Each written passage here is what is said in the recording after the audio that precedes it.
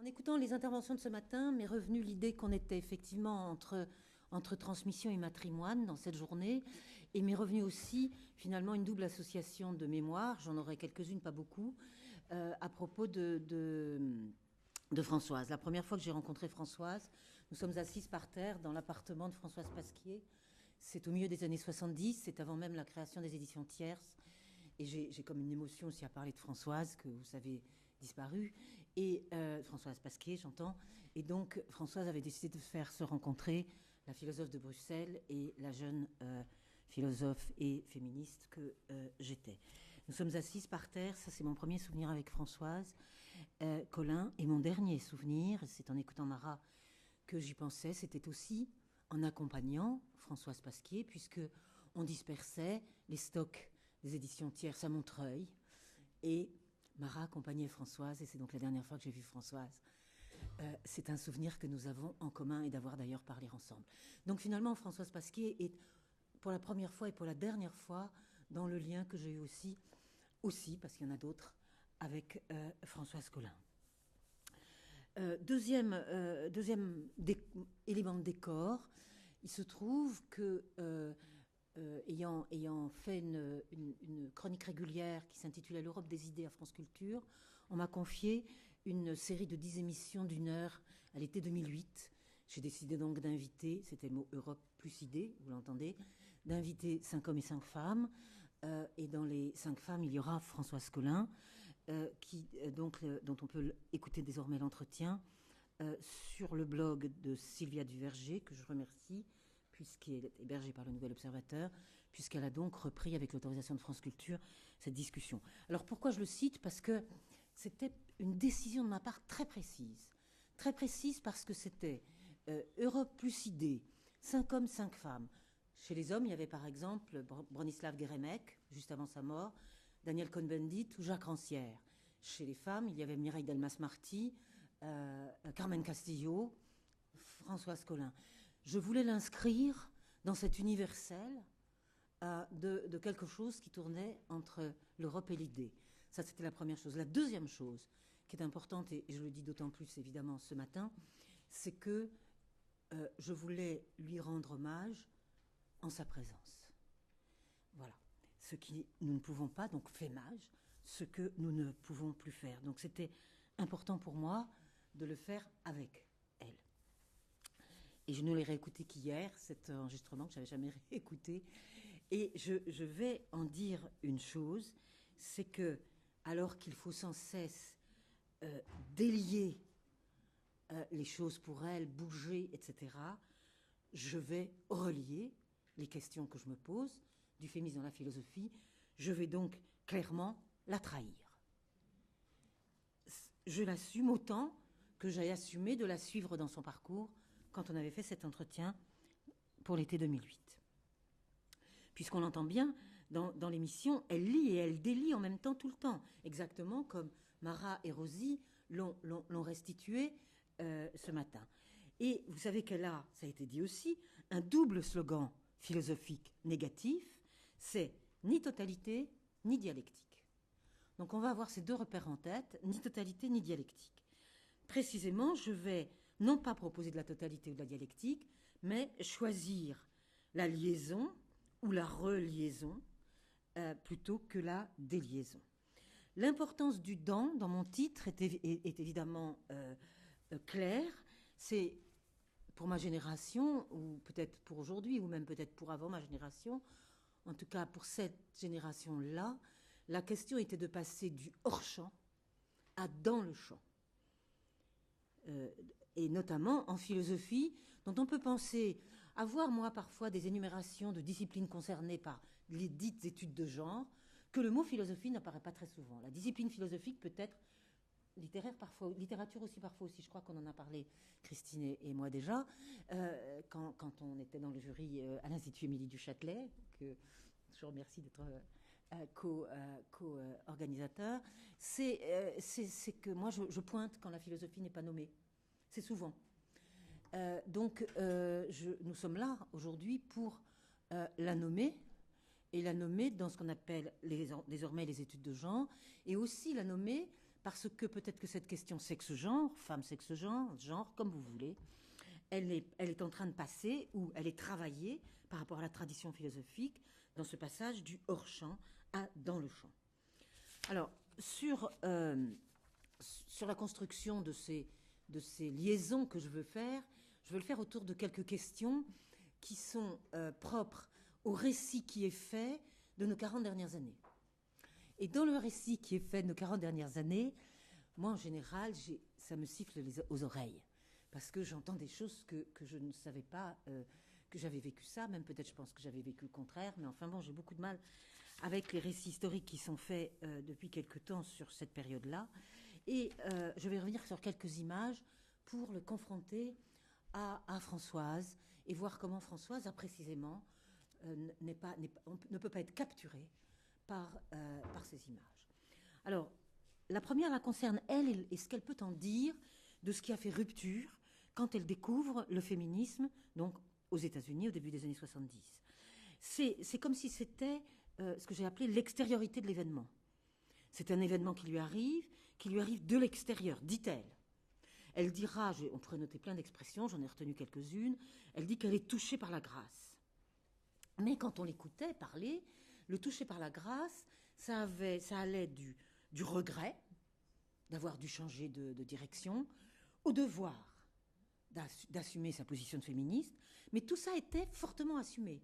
C'est-à-dire que cette nostalgie, on la connaît dans ses avers et revers, et j'en parle au présent, elle assumait tout à fait, mais elle pouvait dire, voilà, ça m'est arrivé, c'est dommage, comme elle dit au début d'ailleurs de la conférence de l'Institut Émilie du Châtelet, ça m'a cassé la dynamique de l'espace philosophique dans lequel, et littéraire dans lequel j'étais en train d'entrer. Il y a donc bien une rupture. Cet événement lui arriverait de l'extérieur, et là je mets un conditionnel, vous allez comprendre rapidement pourquoi, et c'est interruptif. C'est vrai que c'est interruptif pour sa génération, alors que je suis de la même génération féministe, c'est pas interruptif pour la mienne. Et plusieurs sont ici pour en témoigner, puisque ça correspond pile à nos 20 ans. Pour Françoise, ce n'est pas le cas. Donc elle se trouve comme ça, consciente ou lucide de ce qu'elle a aussi appelé, j'ai noté le terme, explosion. Alors, explosion, grâce, vous voyez qu'elle se promène dans les images, mais quand elle dit que ça lui vient de l'extérieur, elle dit ça s'est imposé, eh bien moi je pense le contraire. À la lire, surtout ces jours qui précèdent aujourd'hui, c'est qu'on comprend à quel point finalement cette rupture, c'est l'expression de sa pensée. C'est la bonne occasion.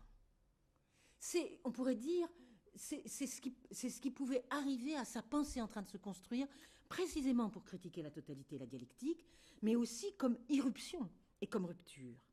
Donc quand elle dit pas de testament dans l'héritage, ou quand elle dit pas d'héritage avec modèle, il n'y a pas de modèle, ça a été aussi déjà dit ce matin, bien sûr, c'est l'antériorité à la rupture qui fait problème, cette antériorité qui serait une antériorité théorique, une antériorité modélisée, etc., et contre laquelle elle se bat déjà quand arrive cette rupture et cette grâce. Donc en fait, c'est comme une sorte de confirmation de l'expérience philosophique principale qu'elle pouvait faire. Et c'est pour ça qu'on pourra dire d'un côté qu'elle peut passer de Blanchot à Arendt avec cette philosophie de la naissance, du commencement, tout le temps, c'est un leitmotiv puissant qu'on entend tout le temps, donc après la rupture, la naissance, donc pas de modèle qui vienne avant, on veut bien un héritage mais pas de testament. Bon, la formule n'est pas géniale, je crois qu'il y en a des meilleures chez elle finalement que cet emprunt qu'elle fait au poète, mais surtout, il y a la possibilité d'un futur, et au fond, cet événement, ce qui fait rupture, et dont elle pouvait dire que ça l'avait contraint, c'est peut-être précisément ce qui était au plus près de ce qu'elle pouvait avoir envie d'exprimer. Par ailleurs, quand elle parle de table rase, on verra, elle n'est pas claire avec Descartes. De temps en temps, elle emploie la question de la table rase, mais ça ne marche pas, parce que ce n'est pas son truc. Donc, ce n'est pas une image, je trouve, qu'on peut nécessairement suivre. Donc, ce n'est pas un accident, ce qui lui arrive quand elle découvre le féminisme. C'est une occasion, au sens fort du terme, l'occasion qui fait le larron, la laronne. Et donc, les fractions n'est pas une contingence dans le parcours de Françoise Collin, mais la confirmation de son choix philosophique. Donc, je lui fais dire quelque chose un peu en contraste du récit qu'elle pouvait faire. À partir de là, le deuxième point, alors là, qui touche plus à une doxa du récit sur notre histoire, c'est que il y aurait eu ces féministes engagées qui seraient venues à la pensée, après l'engagement, d'abord le militantisme, ensuite la pensée, etc., etc. Je peux lire ça à droite à gauche, mais ça ne fonctionne pas du tout. Ça ne fonctionne pas, et Françoise en est un des meilleurs exemples. Le rapport, et ça a été encore, je reprends des choses qui ont été dites précédemment, le rapport entre l'action et la pensée. Comment, au lieu de faire précéder la pensée féministe du moment militant, je crois que simplement on voit qu'il y a une instantanéité entre l'action et la pensée chez Françoise Collin, et dès le départ, puisqu'elle va créer les Cahiers du Griffe en 1973, ce qui fait qu'on ne va pas instruire de temporalité entre l'agir et la pensée. Par rapport à la réflexion d'aujourd'hui, à la recherche d'aujourd'hui sur tous ces sujets-là, il faut absolument prendre la mesure de cette proposition qui est qu'elle pense en agissant, elle agit en pensant. C'est pour ça qu'elle crée une revue. Parce que c'est là... Ben oui, j'entends bien sûr dans l'amphithéâtre. Oui, bien sûr. Mais ça veut dire du coup qu'il faut abandonner les schémas historiographiques, en tout cas du point de vue de Françoise Collin, et je plaide là pour ma propre cause et quelques autres, et pas pour plusieurs causes, sur ces espèces de balancements entre hier et aujourd'hui, sur avant et après l'institutionnalisation de la recherche et de la pensée, entre poétique et politique, bien entendu. Là aussi, c'est là où on comprend, elle est plus cohérente qu'elle fait semblant de ne pas vouloir l'être, qu'il y a bien un lien entre il n'y a pas de modèle, il n'y a pas d'idéologie. Bon, au passage, je ne suis pas d'accord avec sa définition d'idéologie, mais elle la met plutôt du côté du modèle, de la théorie qui existerait au départ, etc. etc. Moi, je suis plus bon élève marxiste avec la définition de l'idéologie. Et donc, c'est pour ça que ce moment, qui est un moment de naissance, mais aussi qu'un moment de production, autour aussi bien de l'écriture que de la revue. Alors, on mesure évidemment toutes les ruptures. Il y en a plus qu'une, il y en a plus d'une qu'elle fait avec le monde philosophique et littéraire, d'où elle venait et où elle venait de conquérir une certaine place, donc avant 71-72. Parce que c'est aussi bien par rapport à sa représentation de l'agir et de l'agir et de la pensée, donc praxis, et qui est en accord avec ce choix philosophique de l'occasion extraordinaire qu'est le féminisme pour elle, que tout se joue. Alors, du coup, comment s'est-elle débrouillée avec le contenu même de cette praxis et de cette pensée? Pour ma part, donc c'est mon troisième point, c'est que va-t-il advenir de quelque chose qu'on sépare beaucoup d'habitude, et alors pour le coup moi en particulier, la distinction entre ontologie et politique. Et si vous prenez les sous-titres de ces livres, de Platon, enfin, livre collectif de Platon à Derrida, livre personnel de Platon à la parité, parité remplaçant Derrida, c'est quand même... mais on est au cœur même de ce que je viens de dire. C'est-à-dire qu'elle choisit d'impliquer dans un seul mouvement deux choses différentes, c'est la différence et le différent. Elle choisit de les penser ensemble. C'est-à-dire que dans la mesure où il y a normalement, et moi je peux suivre ce chemin-là, l'enjeu ontologique du côté de la subversion par la définition et par la subversion des sexualités, entre autres, et notamment ces dernières années, très fortement. Et d'autre part, l'analyse de la relation du rapport et du conflit qui peut être matérialisé économiquement et politiquement, qui sont deux voies de la subversion, et toute la question pourrait être de savoir comment ça se croise, ça se décroise, c'est en parallèle, et ça se sert ou ça se dessert. Elle les met clairement ensemble. Différence et différent, donc elle parle de différenciation infinie, la différence pour échapper à la différence, le ni un ni le deux, on sait tout ça. Mais ce sur quoi je veux insister là, c'est qu'en passant donc de la question ontologique à la question politique, de la différence au différent, elle marque bien qu'elle va les penser ensemble. Et c'est pourquoi elle mettra de Platon à la parité, quand elle a pu mettre aussi, donc avec d'autres, de Platon à Derrida. Parce que là, elle peut superposer le double enjeu ontologique et politique. Et c'est ce qui donne ce qu'elle appelle l'incertitude du féminin et du féminisme, qu'elle peut là aussi mettre ensemble, ce qui pour moi serait complètement difficile. Sauf que si elle fait ça, c'est que ce qu'elle appelle le différent, qui va être la question du politique, ça veut dire qu'elle le réfère, et c'est explicite chez elle, au jugement, au conflit et au jugement. Bon, on pourrait évidemment partir du côté aussi de ce qu'a écrit Lyotard, d'assez passionnant sur tout ça, mais c'est-à-dire que le conflit relève aussi de la place du jugement. Alors, quatrième point, justement, si elle a mêlé comme ça ontologique et politique, passant de l'un à l'autre, essayant donc de naviguer sur tous les navires et toutes les mers qu'elle a utilisées ou franchies, alors justement le féminisme. Le féminisme, brutalement dit, donc là, parce que là, on va être obligé de parler pas seulement de la question de l'absence de totalité revendiquée, mais de l'absence de dialectique revendiquée. Le féminisme, il est entre liberté et libération. Elle le dit et elle le répète. C'est quelque chose qui l'intéresse énormément.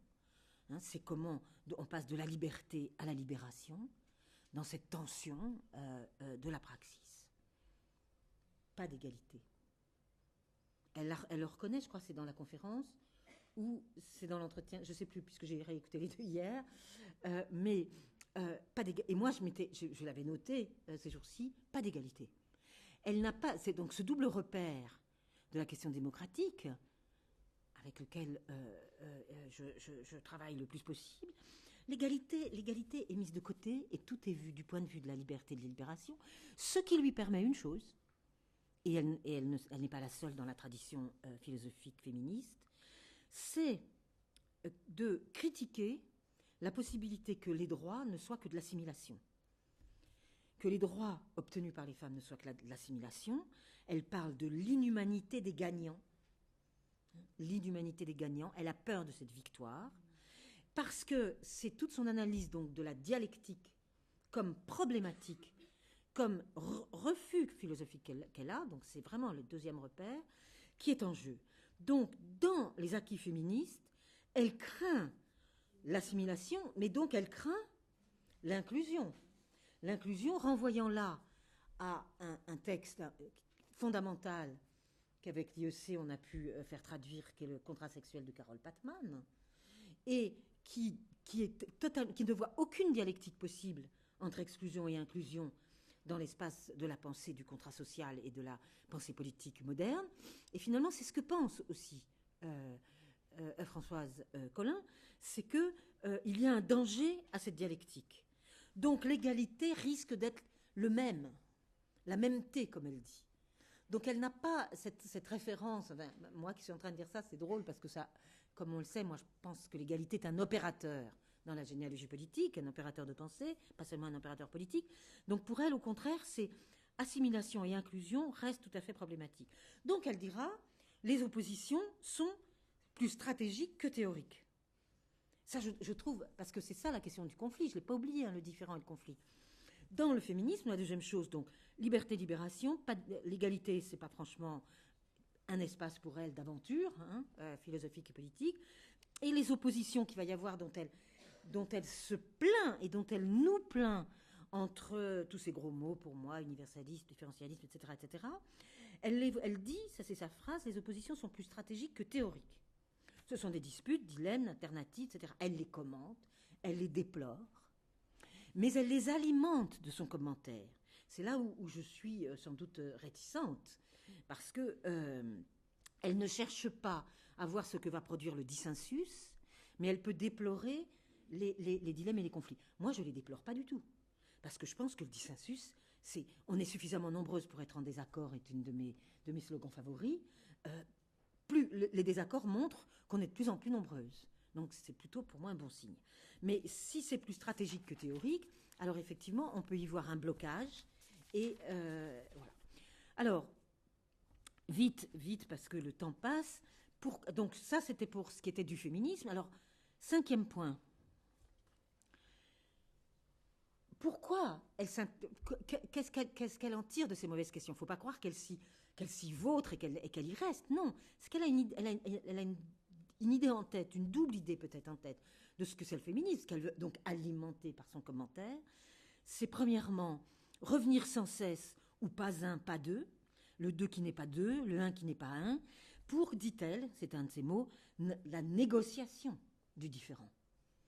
Donc elle pense qu'il peut y avoir vous voyez, différentes négociations. On est dans un langage plus judiciaire que politique. Ça m'a surprise à la lire. Voilà. Et simplement, si il y a eu cette rupture, cette fameuse rupture qu'elle a vécue, elle, brutalement au début des années 70, c'est, alors là elle avance, elle ouvre une autre perspective, qui est que cette question du féminisme, plus encore que de l'émancipation, c'est un pivot de l'histoire en train de se faire. Ça, je trouve que c'est une question. Un pivot, c'est son terme, hein, c'est pas le mien. Médiation, pivot. Donc ça, c'est l'aspect axial du féminisme de cette époque, donc de la fin du XXe siècle et du début du XXIe siècle, sur lequel on pourrait réfléchir.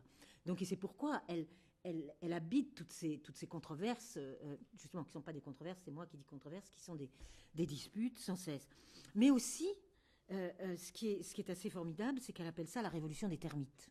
Hein, les termites, ça grignote, le grain de sable, les termites, ça encore, c'est des citations. Donc d'où la question du sujet, et avant ma conclusion, ça sera la dernière, évidemment, la question du sujet, qui renvoie aussi à des problématiques actuelles. Par quoi il est défini, ce sujet? Alors, il est défini par l'agir dans le commun, je ne vais pas y revenir, ça a été illustré, elle peut donc donner son avis sur des sujets brûlants, hein, c'est l'agir dans le commun. Et puis c'est aussi la singularité que j'appellerais la singularité universelle, qui est celle de l'écrivain, mais aussi sur, c'est un mot à elle, le quelqu'un. Je suis quelqu'un. Et ce quelqu'un, c'est pas le savoir situer, le standpoint, le point de vue. Hein, on n'est pas du tout dans cette logique-là. C'est là où j'appelle la philosophie au secours, pour que dans les débats actuels, on puisse aussi réouvrir cet espace. C'est cet exercice de l'agir, de la pensée, de l'écriture, de la création. C'est un quelqu'un qui va produire des choses. Moi, je dirais exercice, parce que sans doute l'épistémologie m'intéresse. Et elle, c'est ce qu'elle appelle sa praxis. Mais aussi, finalement, elle s'approprie l'ironie hegelienne. Mais rappelez-vous que l'ironie hegelienne, c'est le féminin comme ironie. Chez elle, le féminin a été remplacé par je pense que c'est les femmes qui sont l'ironie. La révolution des termites ou le grain de sable, à ce moment-là, c'est cette ironie qui est d'un sujet sexué et neutre, les deux à la fois bien entendu, on ne peut pas être coincé dans une place, et qui fait que, ça me rappelle la discussion que nous avions eue, on sort toutes les deux du collège de philosophie, mais je ne crois pas du même endroit. On est en 90, nous on avait fait un colloque, l'exercice du savoir et la différence des sexes, et là elle avait fait autre chose, et on est au café juste en face du collège, et je lui dis, je vais dire que je suis une féministe qui fait de la recherche, je ne fais pas de recherche féministe, je suis une féministe qui fait de la recherche. Et elle me regarde, elle dit, ah bon, oui, peut-être, c'est bien, voilà. Elle a jamais, voilà. Et c'est dans les discussions qu'on a eues, et la dernière qu'on a eue, et ça sera ma conclusion, on l'a eue à Barcelone en novembre 2009, à propos de Simone de Beauvoir, où il y avait un colloque Simone de Beauvoir. La dernière discussion, c'était à Montreuil pour la dispersion des livres de tierces, mais la discussion intellectuelle, c'est à ce moment-là que nous l'aurons. Pourquoi?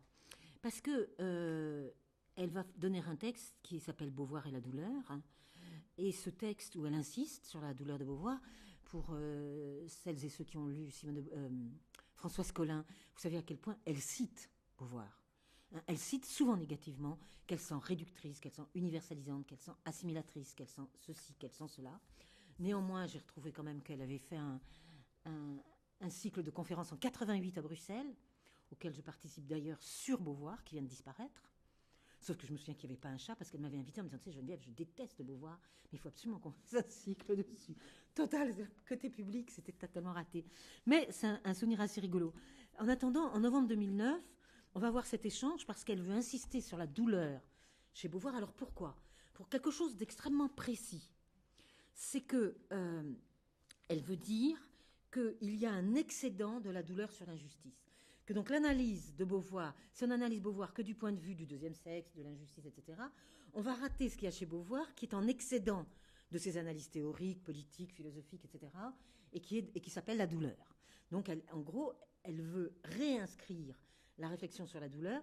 Et moi, il se trouve que je suis en train donc, j'ai publié Le Privilège et je suis en train de préparer pour le colloque Simone de Beauvoir et la psychanalyse un texte qui s'appelle Souffrance, qui s'appelle Étude souffrance-jouissance, pour montrer que la jouissance est première par rapport à la souffrance chez Beauvoir. Ce qui est inimaginable dans l'histoire de l'écriture des femmes. Et donc je défends l'idée que Beauvoir est d'abord dans la jouissance, y compris toute petite. Et nous sommes donc complètement confrontés, pour des raisons qui s'expliquent, parce qu'on ne part pas du même point de vue, de savoir si on voit la jouissance chez Beauvoir ou la douleur.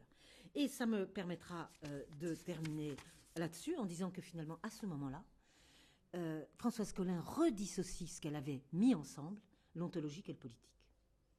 Elle le redissocie dans la généalogie même du féminisme, c'est-à-dire chez Beauvoir. Et je trouve que comme une de ses dernières écritures, ou une de ses dernières interventions publiques, c'est assez étonnant, je trouve.